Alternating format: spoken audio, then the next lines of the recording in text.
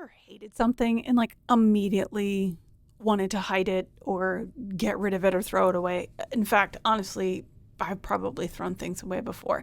It's mostly physical art. I make it a point not to throw away my writing. Just I know better now. But yeah, that. Have you ever? In case you don't know me, my name is MJ and I am your creative confidence coach. Today we're going to talk. We're going to talk more about finishing things. Let's do it. Let's do it. I think that has to do with some of our like creative comparison. It's like we have this weird creative shame that we hold about our own work. Like I could walk into a room and a bunch of people could be making macaroni art. And I will have made something super similar to somebody else, but mine is just shit and everybody else's is better. Right? It's this weird creative shame that we hold about our own things. I don't think we're very good, or at least not at first. I don't think we're very good at holding judgment of ourselves. In the beginning. You know? In the beginning, I don't think we're very good at it.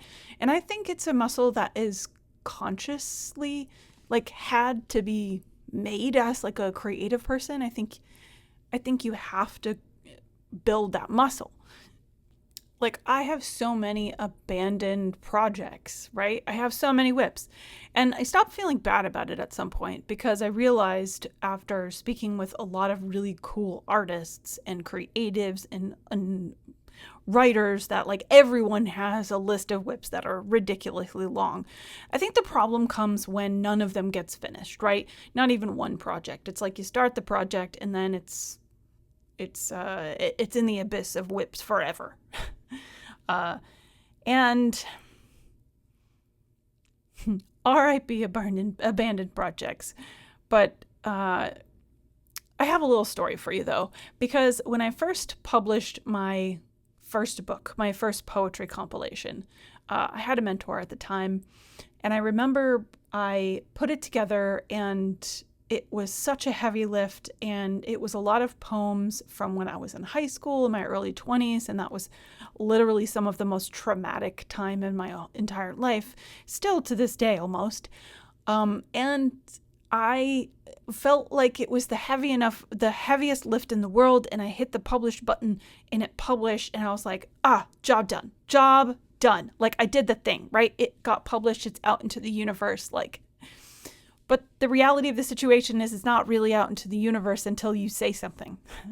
Because especially if you self-publish, once you publish something, like that's when some of the work actually starts. Not to scare anybody off or anything, but half of the work really is, and maybe not even half of the work, especially because as creatives, a lot of us pine over our creative time. Like we love our creative time. It is not really work in the sense of when we're in the moment creating the thing, it's flow state, it's glorious, it's heaven, it's bliss. The real work for us a lot of times comes from sharing our work with others. Because if I go back to the beginning, we're kind of shit at we're kind of shit at judging our own work. Like we're kind of shit at it. So left to our own devices, unless we practice, unless we have guidance, unless we learn how to, a lot of the times marketing our stuff and sharing our stuff with other people is not really a second nature to a lot of us. So when I published that book, I texted the few people that I really could trust and I loved, and it was that way. And then my mentor emailed me, or actually she texted me a couple days later, which was abnormal for her. And she was like, I see that you published your book. Congratulations. But I don't see any posts. I don't see any marketing. I see nothing. Did you share it with anybody? And I was like, oh yeah, I shared it with my parents and I shared it with, my friends. And she's like, that's cool, but that's not the purpose no, I was like, actually, you're right. I wanted to share it with the world. I wanted to share my work with other people so that they would not feel alone. I wanted them to see something and say, oh my God, someone else feels similarly, and not feel alone. Like, I want people to feel something off of my work, right? And if that's the purpose, then people need to fucking see the work, right? Like, that's the point. But there's this like weird creative shame, like we're ashamed a little bit of the work, like it's not good enough. I think some of that comes from feeling like we're not good enough. There's a lot of internal work that kind of has nothing to do with creative work, but does have a lot to do with creative work.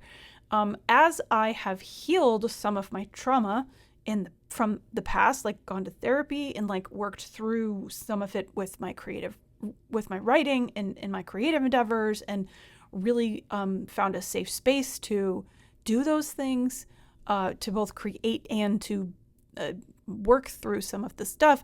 As I learned to love myself more, in all the facets that I am, I have found that it's a lot easier to also share my work with other people. It became a lot easier to advocate for my work, to post on social media, and to do these things.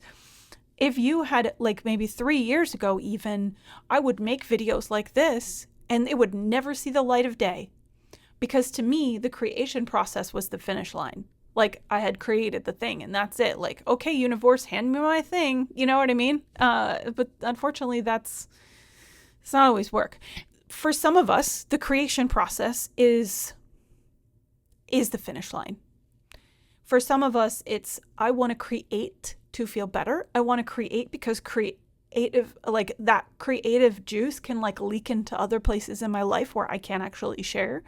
The creative process is helping me process stuff for myself. And it's okay to be there. It's okay to be there. But I've said this before, and I'll probably die on this hill, that we need to be really honest with ourselves about where we want our creativity to end up. To be like, where's our I'm going to say finish line, but there's not a finish line. Where are we driving to? Where's the road trip? Where's the direction of the road trip of our creativity, right? I've been told that, and other people can be kind of sidestepping a little bit from this conversation. I had said that when I got into creative spaces where it was safe to mess up, to fail, to share the unfinished work, to find honesty and compassion in the space. Like, this was really important because when someone, I don't know if you've ever been in a group, you're all kind of sitting there, it's a new group of people, and then one person like shares something vulnerable, and then now it's opened up the room for vulnerability. And when you're in a safe space where not just think, know that this is a safe space where you can share that, a lot of that like creative shame, that like, I'm not good enough. Even if you say that out there, there's going to be someone there that's like, what do you mean? What do you mean? I love your work, And our job from there, I think part of my work ended up being able to take compliments. Because if I trust that person, let's say I trust my best friends with my life, seriously. And if I trust them with my life, if I trust their judgment, how am I going to say, if they say your work is brilliant, I love your work, if they say that to me, how am I not going to trust that about them? I would be more apt to trust their judgment. 1, because they're safe. 2, because I know them for 20 plus years. 3, because I trust them. I trust them with my life. And I know that they are people who are honest and also compassionate. So because I know this, I can say, well, I know that there's a lot of things about myself I don't like, I despise. I can't look in the mirror. I have a really hard time, whatever that is for a person. And because I know that I'm not a very good judge of my own work, that I can trust someone else to tell me that, and I can take that compliment with grace. I say, thank you. I appreciate the sentiment. Like, I appreciate that. And this has been a really important practice for me, because in my eyes, if someone is even just blowing smoke up my ass for no reason other than to blow smoke up my ass, it doesn't hurt me at all. Like, it's not going to hurt me at all. It's like, thank you for telling me my work is great. It becomes a problem when you're waiting for actual critique. And I made a video maybe last week about that, about being honest and also compassionate, and being able to do that. It's a really important skill, I think, for creatives to have. But safe community is really important. It's a really important thing to have when you are working through whatever your creative discomfort is, when you're working towards your creative confidence. It's really important because little baby steps is so important. Having people who believe in you, who will give you, if you ask for a critique, will give you an honest critique, but will also tell you, like, this is amazing, and also push you too, because it's easy to be like, I'm pushing myself. And this is why we have mentors, because mentors and trusted people, coaches, can say, I see you. You're doing an amazing job, and I see that you could probably take another step forward. Accountability is a lot in the creative space. But again, safe. I can't stress this enough, honestly. But anyway, this is exactly what happens in my creative confidence community. And we did a cohort last year that went phenomenal. There was a student of mine who did amazing, and they're doing freaking amazing now, just working on all sorts of creative stuff and feeling more confident in their work, when before they couldn't even bring themselves to start right. So again, safe community will move you forward with compassion and accountability and all of that stuff. And I really stress that to people, to find that, because I know creativity and arts can be a very solo thing. And I think it's important to do the solo work. I think it's important to go away and only have your own voice in your head while or whatever you're working on, to really hone in and focus on that work. But a lot of times, especially if it's heavy work, it's really important to have somebody there or people there that can catch you on the other side, because coming out of that emotional work sometimes could be a lot. So that kind of work, it sometimes you can't logic. I'm not even going to say sometimes. You can't logic your way out of it. It's really hard to do that. So nervous system work and really great people, you need a safe space to do that. If this is something you're interested in, I will link that below. I'll also link the last video that I made about the best ways to help each other as far as like being honest and giving feedback and stuff like that. There's a practice in there that I truly believe everyone should learn. Next week, actually, what we're going to do is I would like to talk about something that's related to this creative shame or creative movement towards creative confidence. And that is finishing things.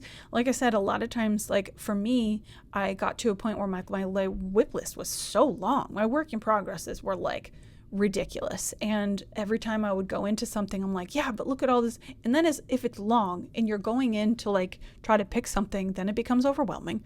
And then it becomes something where you're shaming yourself because, oh my gosh, I can't even finish anything. What's wrong with me? Blah, blah, blah. There's nothing wrong with you. This is normal creative process work. Your favorite artists have probably gone through this, right? You're not broken. This is the work. I believe wholeheartedly that creativity brings out the best in us when we are when we're intentional about moving our art and our creativity and our writing and all of that forward in a way that's aligned with us, in a way that helps us so that we can help other people if that's the mission. So with that being said, I love your face. Thank you so much for being here. Excuse me for looking down. I just wanted to make sure that I had gotten everything that I wanted to say in my notes today. And I just want to say I love you so much and I love your face. And I hope, just don't forget you're amazing. Don't forget your creativity needs to see the light of day. We need your voice. We need your eyes. We need your vision. We need you. So please, please, please, please keep going. I love your face. You take care.